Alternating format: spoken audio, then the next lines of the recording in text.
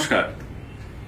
আগামী রবিবার অর্থাৎ 24শে ডিসেম্বর টেট এক্সামিনেশন আছে, যেটাকে টিচার এলিজিবিলিটি টেস্ট বলা হয়।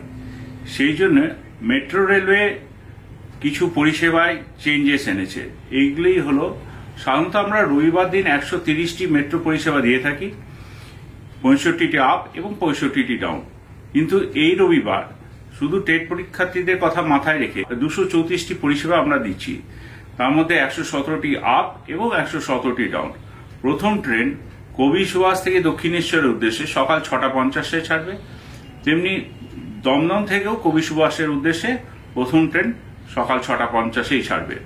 সাধারণত রবিবার দিন আমাদের মেট্রো পরিষেবা চালু হয় বেলা 9টায়, কিন্তু এই রবিবার অর্থাৎ 24শে ডিসেম্বর সকাল 6টা 50 আমাদের মেট্রো পরিষেবা চালু হবে।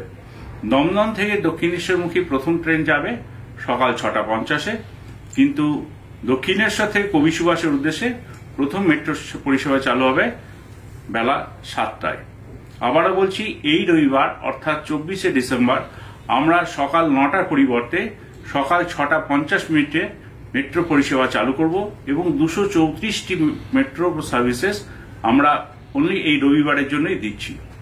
শেষ ট্রেন বা শেষ পরিষেবায় কোনো রকম টাইমিংসে চেঞ্জ হচ্ছে না। সাধারণত যেই টাইমিংস থাকে রবিবার দিন সেই টাইমিংসই থাকছে।